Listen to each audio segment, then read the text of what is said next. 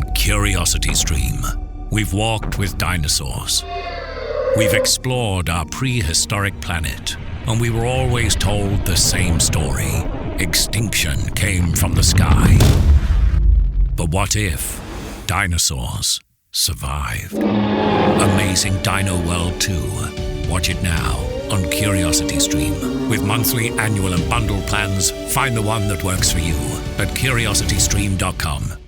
What's the easiest choice you can make? Window instead of middle seat? Picking a vendor who sends a great gift basket? Outsourcing business tasks you hate? What about selling with Shopify? Whether you're selling a little or a lot, Shopify helps you do your thing, however you cha-ching. Shopify is the global commerce platform that helps you sell at every stage of your business. From the launch your online shop stage to the first real-life store stage, all the way to the did we just hit a million orders stage. Shopify's there to help you grow. Whether you're selling scented soap or offering outdoor outfits, Shopify helps you sell. Wherever and whatever you're selling, Shopify's got you covered. Sign up for a $1 per month trial period at shopify.com/try. Go to shopify.com/try now to grow your business, no matter what stage you're in. Shopify.com/try. Hi there, and welcome to this next episode of the Footlight Broadcast. My name is Brian O'Kelly, broadcasting from the forest in Cottage Lake, Washington, just outside of Seattle.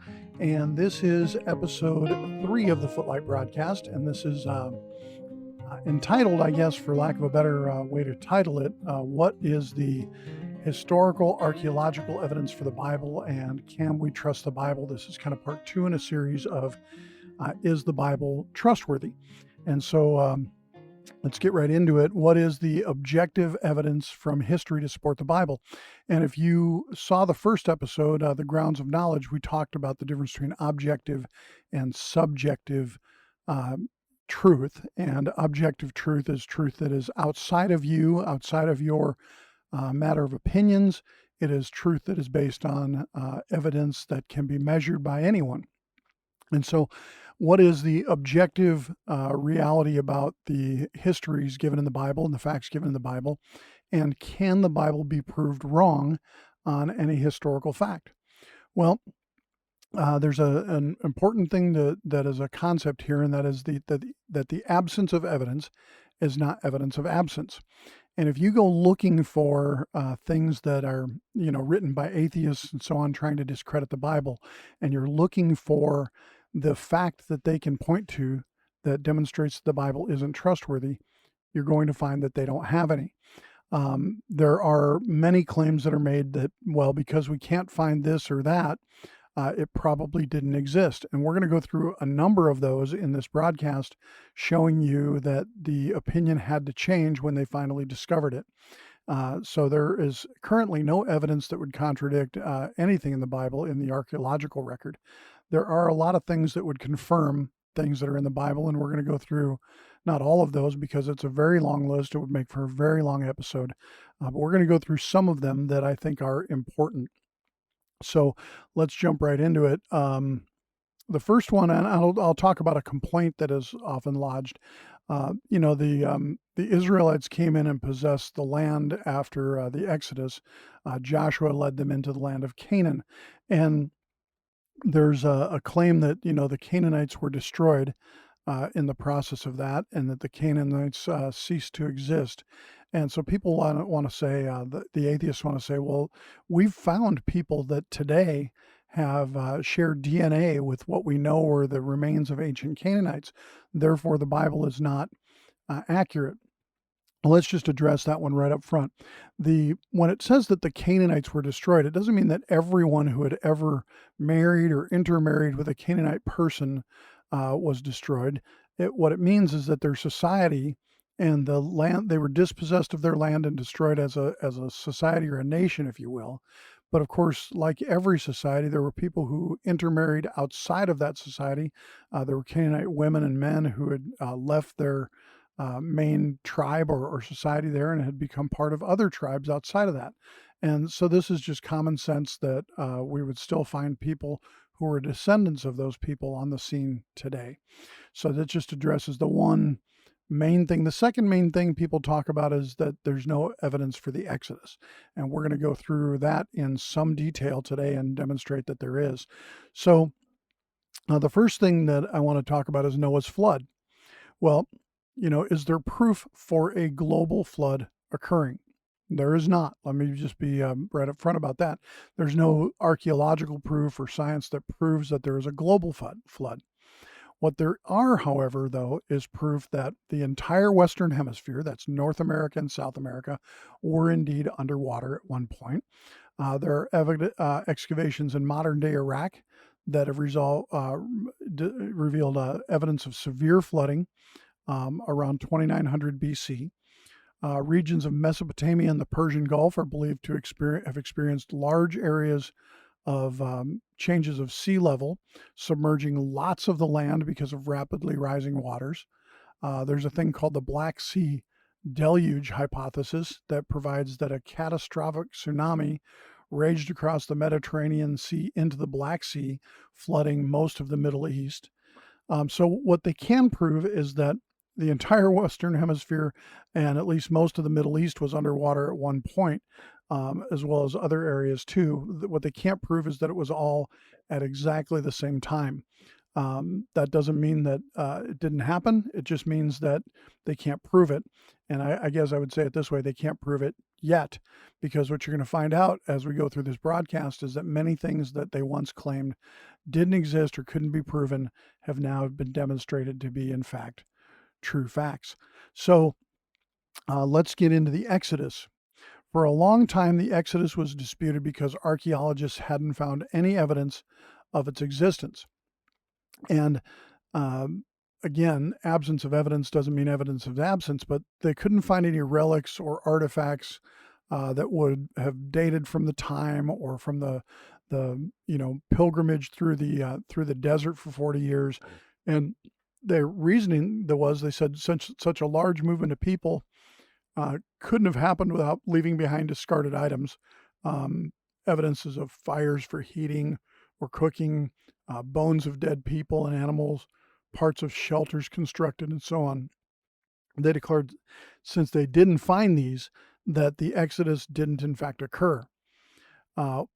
Further, there was a claim made that Moses couldn't have written the Pentateuch, the first five books of the Bible, because writing hadn't been invented and Moses couldn't have known how to write.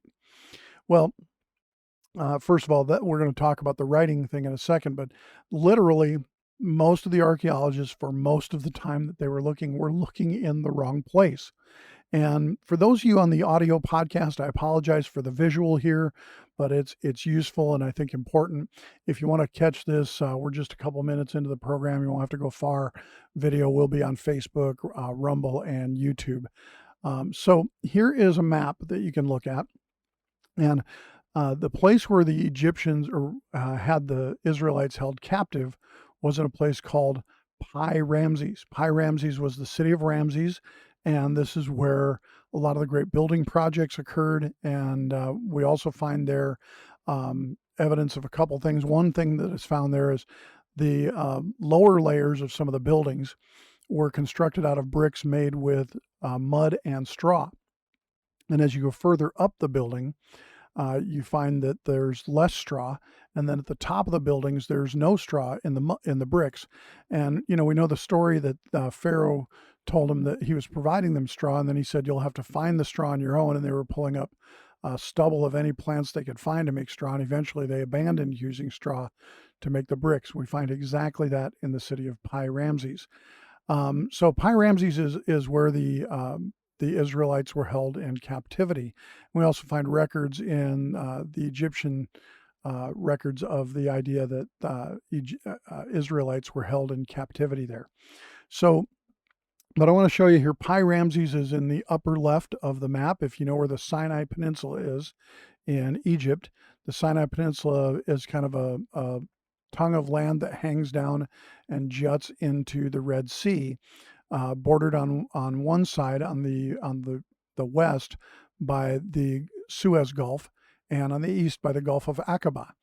And so you can see on the map the the Sinai Peninsula is down there, and that is actually named after Mount Sinai. And so it was assumed to be the biblical Mount Sinai that's down there. Now, this Mount Sinai that we currently call Mount Sinai was declared to be Mount Sinai by Constantine in 326 AD, and the peninsula then was named after that. Well, Mount Sinai in the Bible was said to be in Midian, and Midian was now realized to be in Arabia, not in the Sinai Peninsula. And so once archaeologists realized that Midian and Mount Sinai weren't where they considered them to be, they began trying to sort out where Midian really was, and consequently, of course, where Mount Sinai was.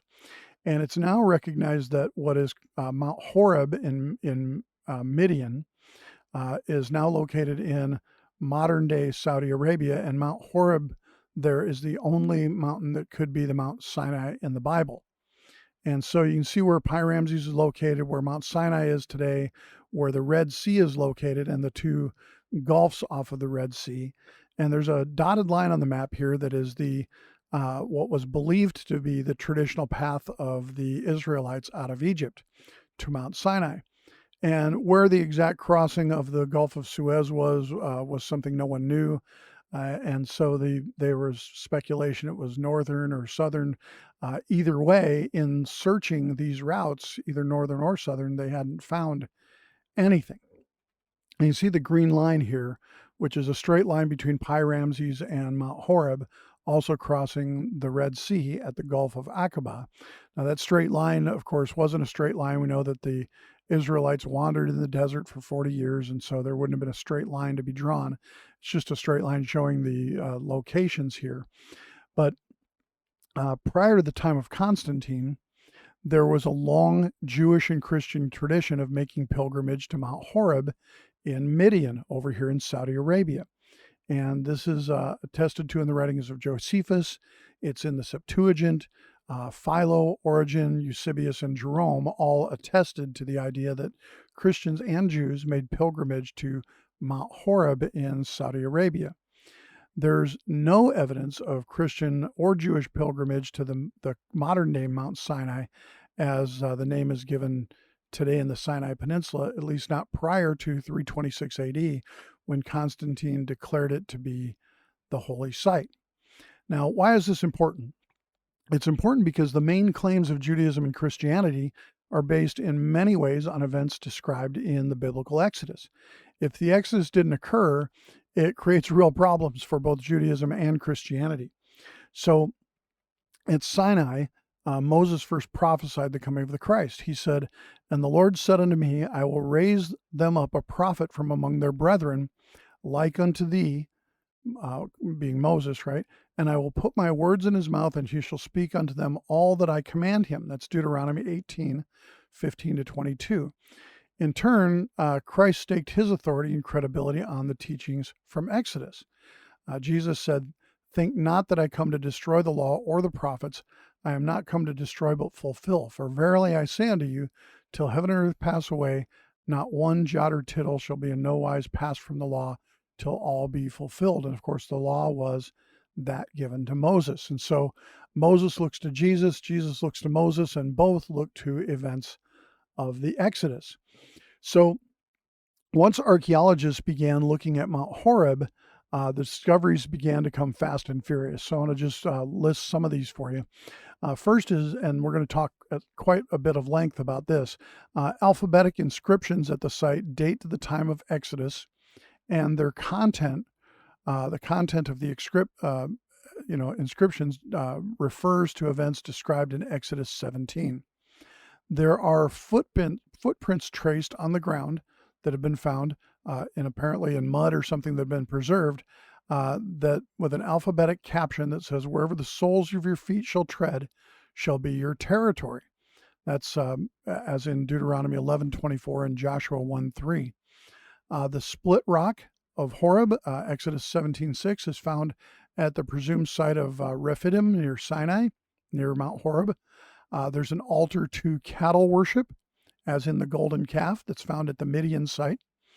There's an altar for burnt offerings to Yahweh that is there. It's found at the base of the mountain, and alongside that altar are remains of marble columns, 12 of them, as though to the 12 tribes of Israel, as in Exodus 24:4. There's a cave just below a cleft in the rock at the peak that's found there. The cave of Elijah is what people consider that to be. 1 Kings 19:8-9. So once they went to Mount Horeb, all of these things were readily observable.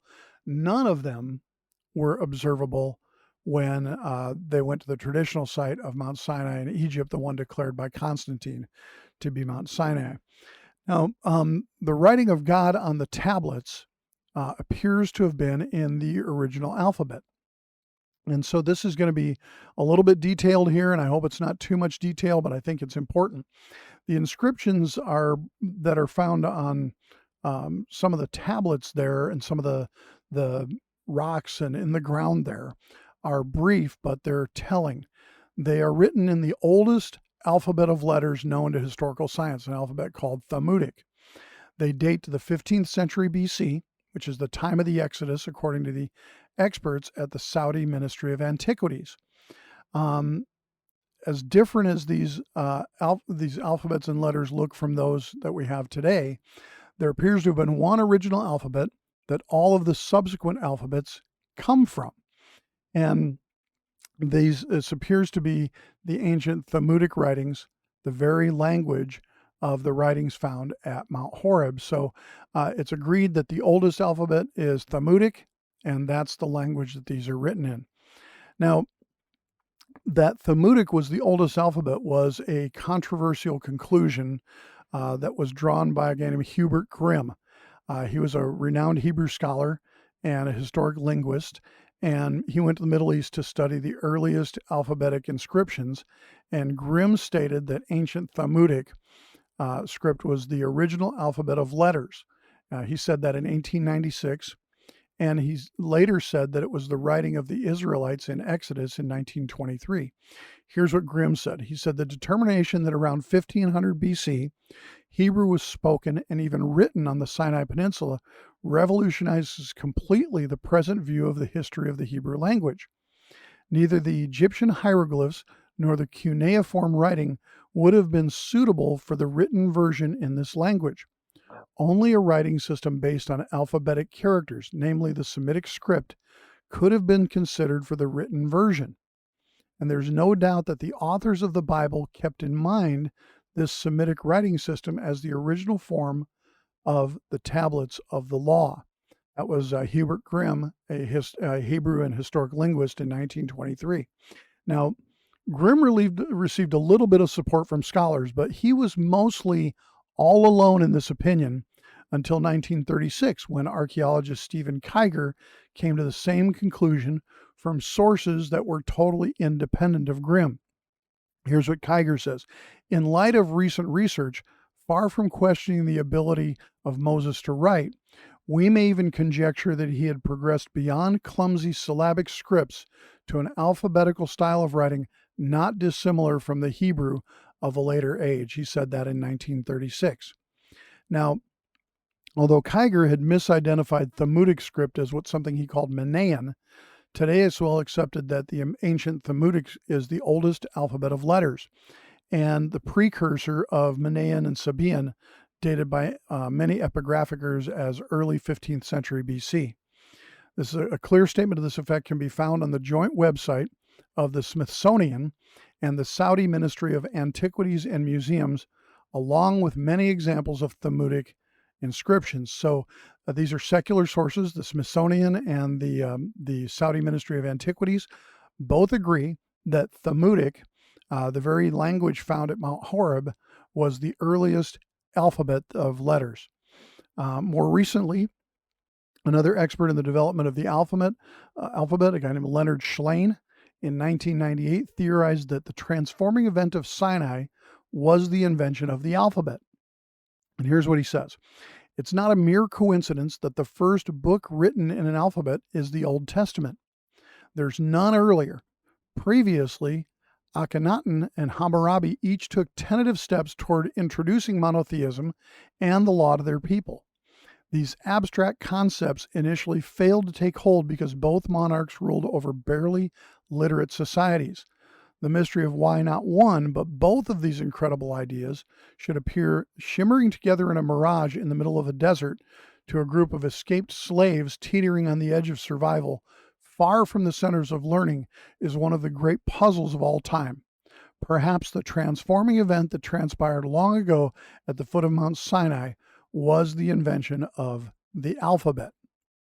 Yet another expert, Robert Logan, concurs. He says the occurrence of monotheism, codified law, and the alphabet all at the same moment in history cannot have been coincidental.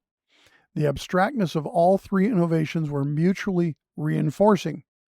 As Schlein puts it, quote, a monotheistic God is not tied to a concrete image. Let me say that again. A monotheistic God that is not tied to a concrete image is a highly abstract concept. Abstraction is a crucial component of logical reasoning, and its use can set people free from superstition. So, James Cameron, who you may know from Titanic and other movies, as the producer of those movies, James Cameron, in his film Exodus Decoded in 2006, which was researched and presented by Simcha Jacobovici, he concludes that the Hebrews did not write in hieroglyphs, but in an early alphabet. Of late, the prominent archaeologist David Roll in 2009 postulates this. Here's what David Roll says, quote, the Ten Commandments were carved in the world's most ancient alphabet.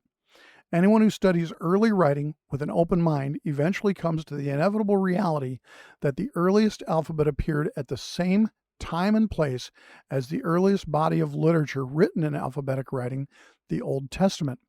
The conclusion of all these prominent researchers, both past and present, is impressive support indeed, yet none of these experts was aware of the inscriptional evidence from the Sinai site in Midian. So, in other words, outside of the Sinai site in Midian, all of these researchers have come to the same conclusion that the earliest alphabet was written by the Hebrews in the Old Testament at that time. Later, once the Sinai site in Egypt began to be researched, what they found was the same alphabet there.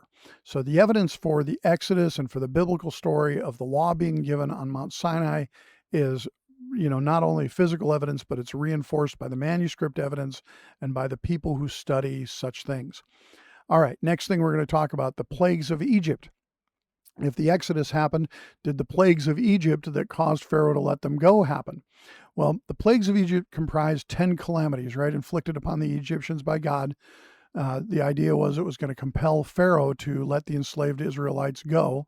Some historians argue that these events just are an exaggeration, but now archaeological evidence has confirmed that these events likely did occur. Again, believed to affect the city of Pi-Ramses, which is in the Nile Delta, and which served as the capital of Egypt during the reign of Ramses II. The archaeological evidence explains and helps corroborate the natural explanations for the disasters. So whether you believe it was God or not, let's talk about what they were able to find from the archaeological evidence. Rising temperatures or a drought naturally changes the color of the Nile, this affecting the spread of bacteria and red algae. The change triggered a blight, forcing frog populations to abandon the river onto land before dying. So the plague of frogs was caused by a blight in the river, and the frogs jumped onto land, and so there was a plague of frogs everywhere. The death of all the frogs, which happened, of course, because frogs can't survive outside of water for any length of time. The death of all the frogs brought a plague of insects, a dramatic increase in insects, because there were no frogs to eat the insects. The insects, of course, brought disease infecting livestock. And so, there's some of the plagues right there. The thunderstorm of fire, right? God sent fiery hail from heaven. Thunderstorm of fire wouldn't be related to those events, right? But appears to be at the same time that the eruption of Thera in 628 BC, which is a mountain there, volcanic mountain, one of the largest volcanic eruptions in recorded history. There are ash deposits from that eruption found all over the Nile region. So apparently, the eruption of Thera is what was, dropping flaming rocks out of the sky, described as flaming hailstones. And of course, hail was the only form of rocks that people ever knew of coming from the sky. Parting the Red Sea, next idea here. Whether the Exodus occurred, of course, we know that it did now from the evidence we have. The parting of the Red Sea can be supported by natural science and alternative historical events. So there are two natural rationales for how the Red Sea was parted. And again, we're talking about the Gulf of Aqaba, much smaller body of water than the entire Red Sea, is the likely crossing now that we know more Mount Sinai was over in Midian. So winds more than 60 miles an hour in the coastal regions have been observed parting the waves, and consequently, the opening may have been temporarily created by atypically strong gusts or the breath of God as God, caused the water to part. Another historically and feasible theory revolves around the idea, and this may be related to the 10 plagues, around the eruption of Thera. As we know, volcanoes and mountains often create their own weather. This big eruption may have caused atypical weather patterns and oceanic patterns that changed the water levels, the ground levels, and the wind speeds in the area at the same time. Moving on, Edom. Bible says that Edom was an ancient kingdom neighboring the kingdom of Judah. The Edomites were defeated by King Saul before being subjugated by King David. The consensus was that the Edomites were a farming civilization, too small to assemble an army as described. However, discoveries at the Kirbat and Nahas archaeological site have concluded that the kingdom of Edom was one chiefly focused on copper mining. There were slag heaps have been found from copper mining, pottery, and even an Iron Age fortress dated to around the 10th century BC, exactly the right time, show the existence of a far more advanced and militarized civilization in Edom. Okay, King David. King David's a pretty prominent figure in the Old Testament, right? He slayed Goliath. He became the ruler of the kingdom of Israel. He was father of Solomon, and yet the historicity of King David was disputed. No one had found any direct evidence of his existence outside of the Bible, and so opinion had coalesced around the idea that he was an apocryphal figure, that he really didn't exist. That is until 1993. The Tel Dan stele, a broken slab bearing an inscription, was discovered by archaeologists in northern Israel, carrying the earliest known reference to the Judaic monarch. The city of Jerusalem was built around something called the Gihon Spring. Cities need a water source, and they're either usually on a river or around a lake or around a spring. Well, there's something called the Spring Citadel, a giant 18th century BC fortress that protected the city of Jerusalem from prospective invaders. In other words, the water would be kept in the city. If you wanted to lay siege to Jerusalem, you really couldn't because you ran out of water pretty quickly. The citadel, Spring Citadel, allowed access to the spring from only inside the city. According to the biblical narrative, has 7-meter thick walls that were overcome by the armies of David when he took his conquest of the city against the Jebusites. There was a 20-year expedition searching for evidence of the ancient fortification, and eventually they were able to identify it. Remnants of stacked 5-ton stones that were 6 meters thick, the largest walls ever discovered to date, were stemming from the pre-Herod area of the region. The archaeological find is situated right around the city's water source. Gath, take a look at, here's another picture for those of you on the video. Gath, hometown of Goliath. Archaeological excavations have corroborated the existence, culture, and eventually destruction of the ancient Philistine civilization. Gradually conquered by the Israelites, the greatest and last to fall was the city of Gath, the hometown of Goliath. It was believed to be a myth, apocryphal. During the late 19th century, archaeologists finally identified the lost city. Edward Robinson, archaeologist, found excavations of the ancient Philistine town offered corroboration for parts of the biblical narrative, including among the findings is a 3,000-year-old horn stone altar bearing striking similarities to the ones described in the book of Kings and Exodus. Furthermore, there's the remains of an enormous structure with two supporting pillars, akin to those detailed in the story of Samson, were discovered there. And perhaps most importantly, the excavations revealed evidence of a large-scale siege and subsequent destruction of the ancient city around the late 9th century BC, in line with the biblical assertion of its capture by Hazael of Aram. Solomon's walls. Here is a picture again for those of you on the video of Solomon's walls.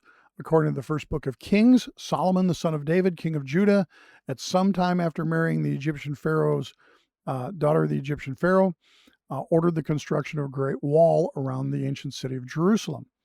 The historical census was that the wall didn't exist, that it was merely a story, and then modern archaeological excavations led by Elliot Mazar proved otherwise. Measuring approximately 70 meters in length and 6 meters high, these ancient remains situate the wall's location precisely around the best estimates of the city of Jerusalem during the time. They include a gatehouse and tower. The purpose of the structure was one for military defense is not disputed. Helping to date the remains of the wall, there are remnants of pottery from the late 10th century BC, the reign of Solomon.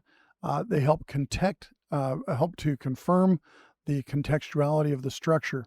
It does provide the first evidence of Solomon's great building works, and the discovery of the wall has renewed speculation regarding other projects attributed to Solomon, including the first temple.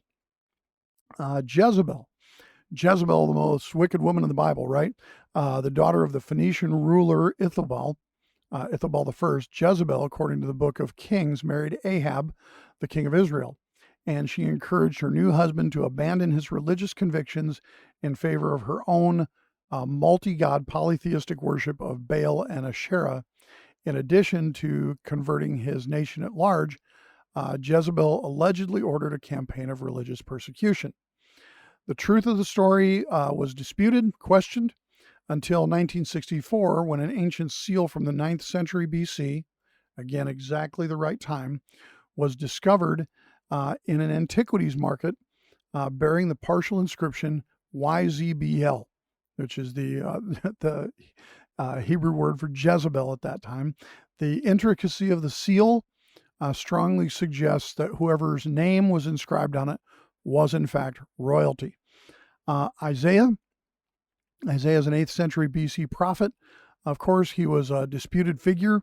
There was no corroborating evidence outside the Bible in any alternative historical sources. Nobody had talked about him. There was no evidence found. So people many had concluded, many of the secular historians had concluded that Isaiah didn't exist.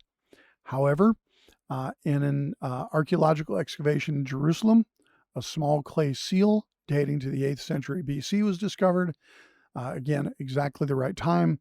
The ancient artifact is inscribed with the name Isaiah in Hebrew, and it's followed by the ancient Hebrew word for prophet.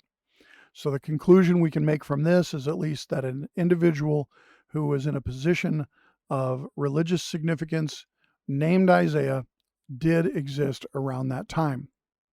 The walls of Nehemiah. Following the conquest of the kingdom of Judah by Babylon in 598 BC, the Jews were forced into exile until they were given permission to return to Jerusalem by the Persian ruler Cyrus the Great. Upon their return to Jerusalem, Nehemiah bemoaned that the walls had been broken down and its gates had been destroyed by fire. He ordered the people to rebuild the walls so that we may no longer suffer disgrace.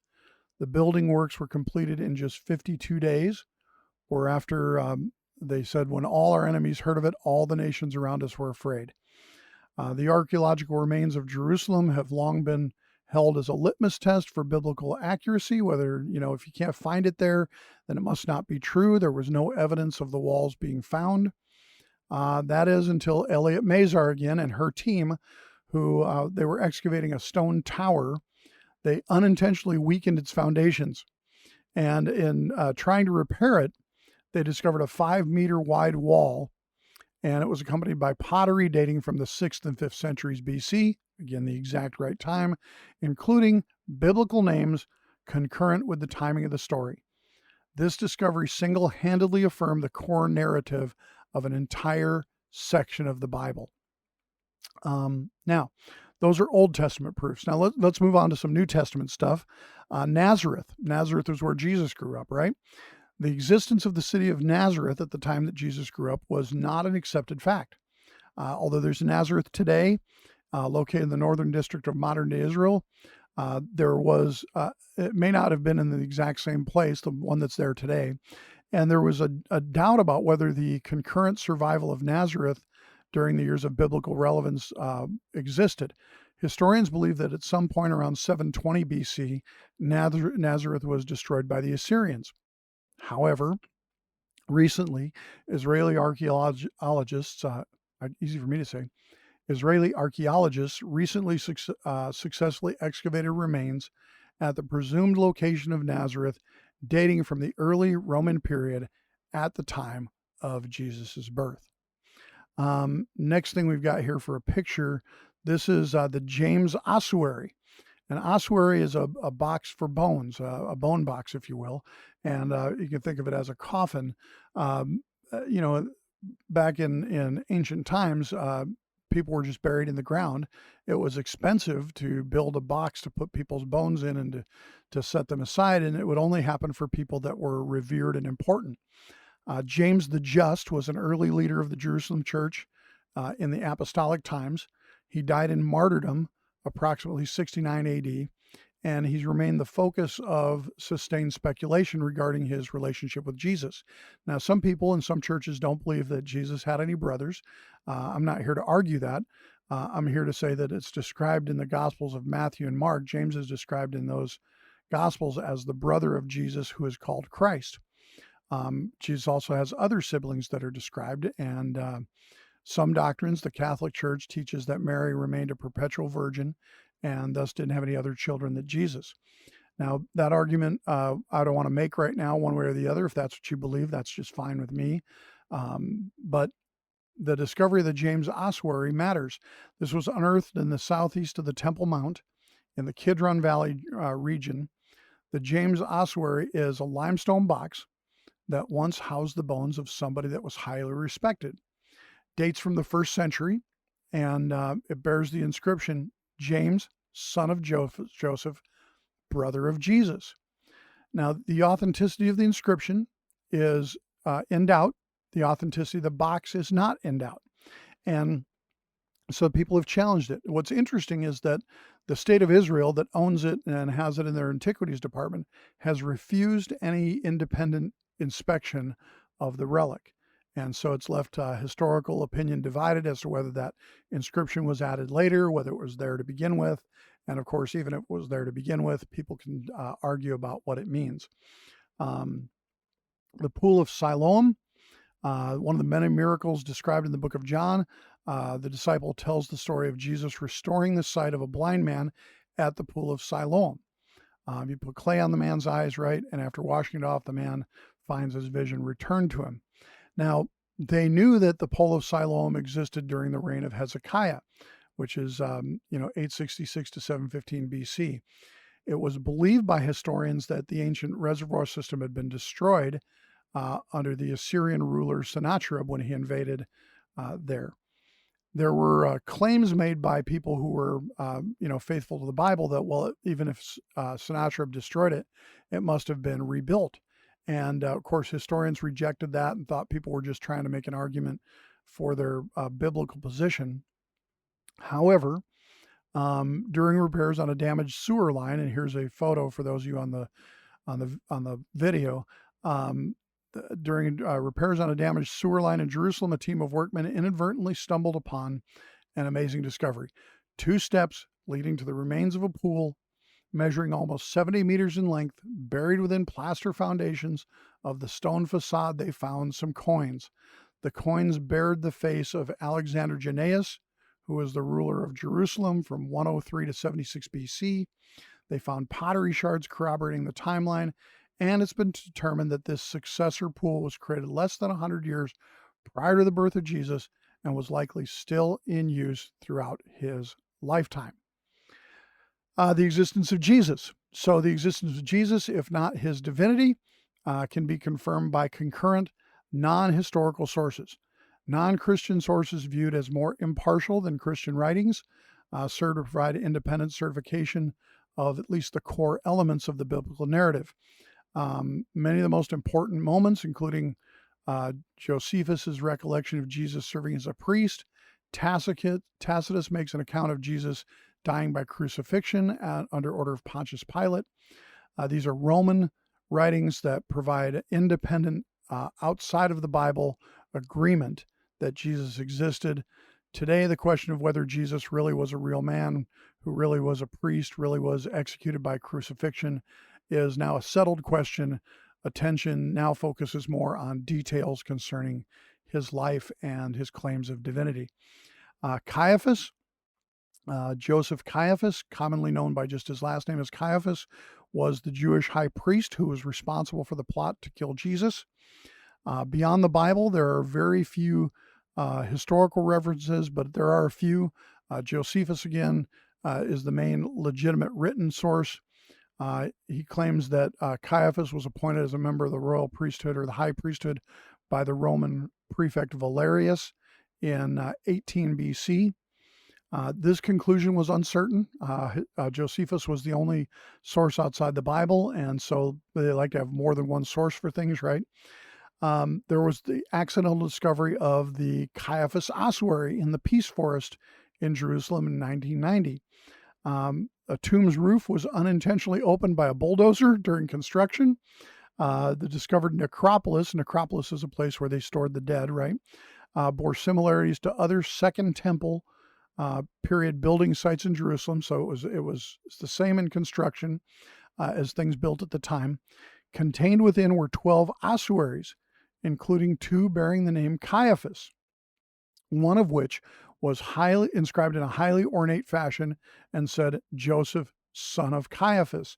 It held the remains of a 60-year-old male dating from the 1st century, and the find validates that at least such an individual did exist around the time of Jesus and was of high status based on the inscriptions on the box, the style of the box, and the fact that there was a box at all means that he was important. Herod I, also known as Herod the Great, reigned as the Roman client king of Judea and acts as the key antagonist in the New Testament to the life of Jesus. He was a controversial ruler. Herod did unquestionably exist, and he's documented by lots of Roman sources, and was possessed of murderous proclivities. He was responsible for killing his wife, his brother-in-law, 3 of his sons, and hundreds of others. Matthew's depiction of Herod as cruel and authoritarian is not without merit. That is who he was. He died in around 4 BC, estimated to be right around when Jesus was born. Herod was buried in a giant mausoleum, complete with a pool more than twice the size of an Olympic swimming pool. 2 more, and then we'll get to some questions from the Facebook page. Pontius Pilate. He was the 5th prefect of the Roman province of Judea under Tiberius, and the fact that he existed is upheld by a number of independent historical sources, among them something called the Pilate Stone. Discovered in 1961, the Pilate Stone is a limestone block bearing a Latin inscription. It was situated behind the stage house of the Roman theater at Caesarea, which was the administrative center of the governors of Judea. Detailing that Pilate was indeed prefect of Judea, this find offers support to his overall role in Jesus's involvement with the authorities. In addition to the Pilate Stone, the Roman official was recorded by several contemporary historical writers, including Tacitus, Philo, and Josephus, and they highlight his harsh suppression of religious dissent and his eventual removal in and around 37 AD for his oppressive tactics. Judas Iscariot, who is one of the most important figures in the Christian canon. The existence of Judas Iscariot wasn't widely accepted by the historical community for many years. They relied instead on logical argumentation and instead of earthly discoveries. We don't have any physical evidence of Judas existing, but even atheist Bart Ehrman, who's a prominent atheist, contends that Judas's betrayal is, quote, about as historically certain as anything else in the tradition. The inclusion of an apostle, that's a close quote, the inclusion of an apostle turning on Jesus would not have been made up because of its negative implications for Jesus. In a hero story, you don't have a hero a guy who overcomes the hero. So as a result, the prevailing historical opinion now has concluded that Judas was in fact the man who handed over Jesus to the Jerusalem authorities in the Garden of Gethsemane. Now, some questions from the Facebook page I want to get to. Jeff wants to know, does the Bible speak of World War III? And do I believe this is the beginning? I think I may have answered this in the last one, but regardless, one more time is fine. I don't believe that the Bible speaks of World War III. I don't. I do believe that this might be the beginning of World War III. What David means, what Jeff means, is this action in Ukraine.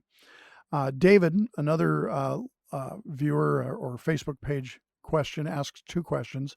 The first he asks is if the story of the Good Samaritan means that everyone in the world is your neighbor, even people you haven't met. Well, I'd say yes, it does. Galatians 6 verses 9 and 10 say, and let us not grow weary while doing good, for in due season we shall reap if we do not lose heart. Therefore, as we have opportunity, let us do good to all, especially to those who are of the household of faith. So we are to do good to all. The story of the Good Samaritan is to illustrate that literally everybody is our neighbor and we are supposed to do good to everyone. David also asks, his second question is if we should abandon all borders because they are man-made and the whole world is the kingdom of the Christ. I don't think so.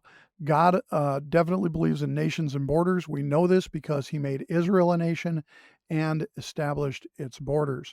And so God believes in nations and borders, and so should we.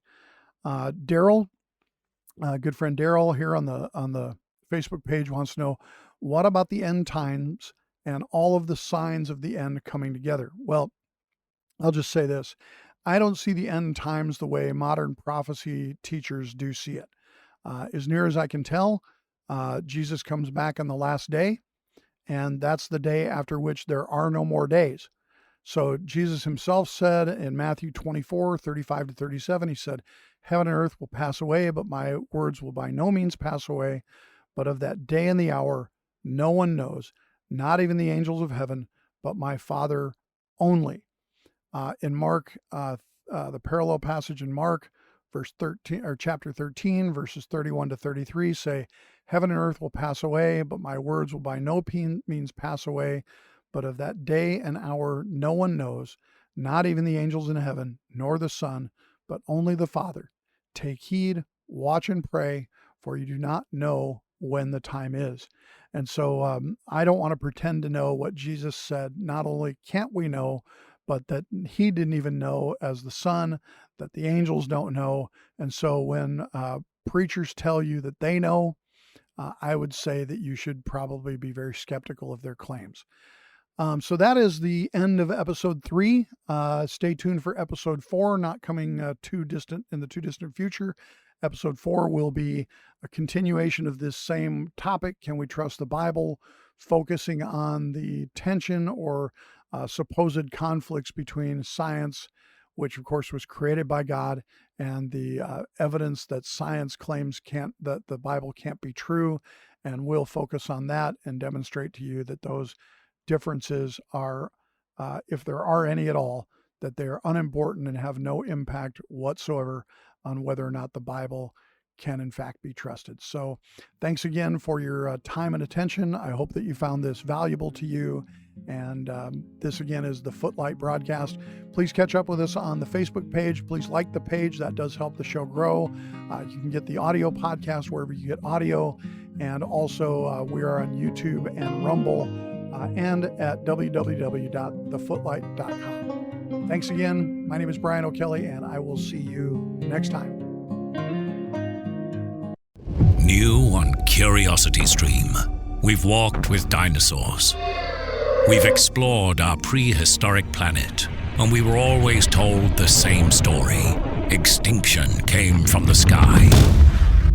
But what if dinosaurs survived? Amazing Dino World 2. Watch it now on Curiosity Stream. With monthly, annual, and bundle plans, find the one that works for you at curiositystream.com. It is Ryan here, and I have a question for you. What do you do when you win? Like, are you a fist pumper, a woohooer, a hand clapper, a high fiver? I kind of like the high five, but if you want to hone in on those winning moves, check out Chumba Casino. At ChumbaCasino.com, choose from hundreds of social casino-style games for your chance to redeem serious cash prizes. There are new game releases weekly, plus free daily bonuses, so don't wait. Start having the most fun ever at ChumbaCasino.com. No purchase necessary. VGW Group. Void where prohibited by law. See terms and conditions. 18+.